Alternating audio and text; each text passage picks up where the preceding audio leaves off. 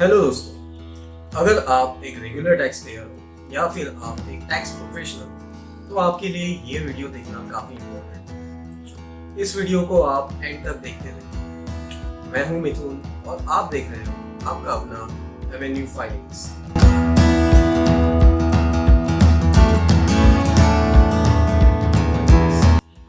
13 अगस्त 2020 को हमारे prime minister Narendra Modi ji ने एक नया प्लेटफॉर्म इंट्रोड्यूस किया।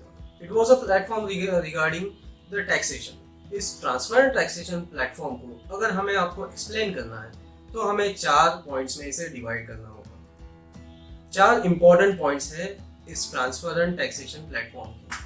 पहला पॉइंट है फेसलेस अपील, दूसरा पॉइंट है फेसलेस असेसमेंट, तीसरा पॉइंट है टैक्स पेयर चार्टर, चौथा पॉइंट है एसएफटी रिलेटेड ट्रांजैक्शन। एसएफटी मतलब स्पेसिफाइड फाइनेंशियल ट्रांजैक्शंस। इस वीडियो में हम आपसे 2 पॉइंट्स डिस्कस करेंगे।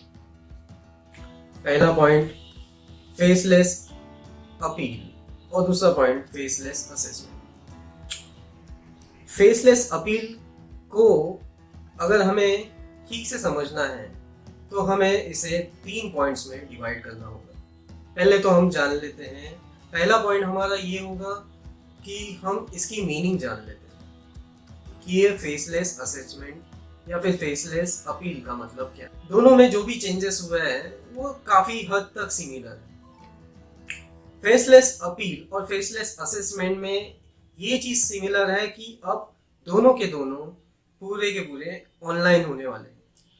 फेसलेस अपील 25 सितंबर 2020 से पूरा ऑनलाइन होने वाला है और फेसलेस असेसमेंट 13 अगस्त 2020 से पूरा ऑनलाइन हो गया है।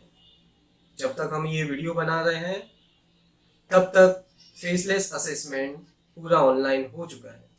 अगर हम फेसलेस अपील की बात करें तो 25 सितंबर 2020 से वो पूरा ऑनलाइन हो जाएगा। अगर आपकी अपील 25 सितंबर 2020 तक पेंडिंग है या फिर आपकी अपील की डेट 25 सितंबर 2020 के बाद आने वाली है तो आपको ये बेनिफिट गवर्नमेंट की तरफ से दिया जा चुका है कि आपको फिजिकल अपीयरेंस करने की ज़रूरत नहीं है।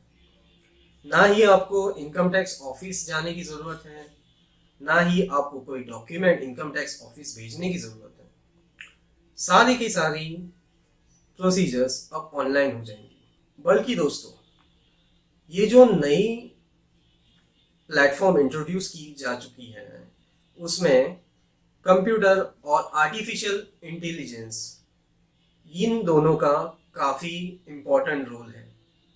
कंप्यूटर और आर्टिफिशियल इंटेलिजेंस की वजह से अब आपकी अपील विद इन इंडिया किसी भी इनकम टैक्स ऑफिसर के पास पहुंच जाएगी। पहले क्या होता था कि अगर आप मुंबई में हो तो आपका जुरिस्डिक्शन मुंबई में ही होता था, आपका ऑफिसर भी मुंबई में ही होता था।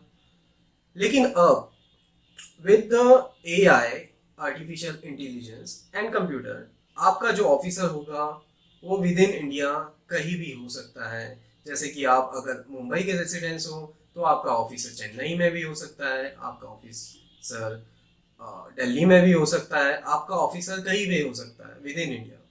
तो ये चेंजेस मेजर हुए हैं। अगर सेकेंड पॉइंट की बात करें इन फेसलेस अपील, आपका जो ऑफिसर है वो आपसे कांटेक्ट नहीं करेगा, वो अपनी आइडेंटिटी रिवील नहीं करेगा। इसका मतलब ये है कि आपका जो ऑफिसर है वो आप नहीं आइडेंटिफाई कर सकते बिकॉज वो आपसे कांटेक्ट करेगा ही नहीं, अपनी आइडेंटिटी रिवील करेगा ही नहीं। थर्ड पॉइंट ये है कि आपका जो अपील का डिसीजन होने वाला है वो एक टीम बेस्ड डिसीजन होने वाला है।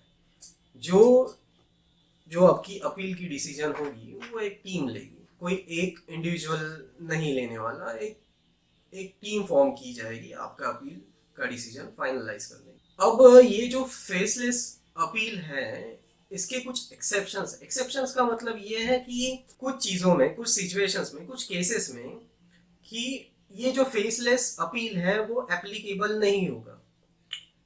उन केसेस के बारे में हम with in certain time discuss करेंगे। पहले हम इसको क्लेरिफाई कर लेते हैं सेकेंड पॉइंट को, जो हमारा है फेसलेस असेसमेंट। फेसलेस असेसमेंट भी सेम फेसलेस अपील की तरह ही होने वाला है। ना तो कोई आपको इनकम टैक्स ऑफिस जाने की ज़रूरत है, ना कोई आपको इनकम टैक्स में ऑफिस में अपना कोई डॉक्यूमेंट भेजने की ज़रूरत है। सब ऑनलाइन होगा, आप घर पे बैठे भी कर सकते हो, आप ऑफिस बैठे भी कर सकते हो। सब कुछ कंप्यूटर के और आर्टिफिशियल इंटेलिजेंस के माध्यम से आपको ऑनलाइन सुविधा मिल जाएगी। अब यहाँ पर मुझे एक केस डिस्कस करना है, एक सिचुएशन डिस्कस करनी है, जो एक अमेंडमेंट हुआ है रिगार्डिंग द सर्वे। जो सर्वे होता था इनकम टैक्स एक्ट में अंडर सेक्शन 133A, उसमें थोड़ी चेंजेस हुए हैं इन असेसमेंट। पहले क्या होता था कि पहले इतनी फॉर्मेलिटी नहीं थी सर्वे करने के लिए। अभी जो फॉर्मेलिटी है वो काफ़ी रिस्ट्रिक्ट किया हुआ है। मतलब यहाँ पर सिर्फ दो पर्सन्स को, दो अथॉरिटीज़ को आप बोल सकते हैं, दो इनकम टैक्स अथॉरिटीज़ को ही राइट है कि वो सर्वे करा सकते हैं। उनके परमिशन के बिना सर्वे नहीं होगा। पहला है डायरेक्टरेट ऑफ इन्वेस्टिगेशन। देखिए, डायरेक्टरेट ऑफ इन्वेस्टिगेशन है, लेकिन डायरेक्टरेट ऑफ इन्वेस्टिगेशन वही होना चाहिए जो इन्वेस्टिगेशन विंग का हो। इन्वेस्टिगेशन विंग वाला डायरेक्टरेट ऑफ इन्वेस्टिगेशन ही सर्वे फाइनलाइज या फिर परमिशन दे सकता है सर्वे करने की। दूसरा है commissionerate of TDS. Commissionerate of TDS और डायरेक्टरेट ऑफ इन्वेस्टिगेशन विंग, ये दोनों ही सर्वे करने की परमिशन दे सकते हैं। जो फेसलेस अपील और फेसलेस असेसमेंट है, उन दोनों में सिमिलरिटी मैंने आपको बताई कि अब सब कुछ ऑनलाइन है।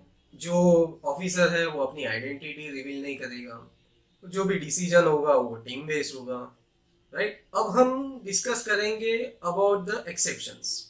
देयर आर सर्टेन केसेस कि वहाँ पर ये फेसलेस असेसमेंट और फेसलेस अपील अप्लाई नहीं होगी। मतलब आपको फिजिकली जाना होगा, फिजिकली सब डॉक्यूमेंट्स भेजने होंगे, वो सर्टन केसेस है। एक तो केस पहला आता है, वो फ्रॉड वाला केस है। अगर आपका केस फ्रॉड वाला है तो आपको फेसलेस असेसमेंट और फेसलेस अपील का कोई बेनिफिट नहीं मिलने वाला।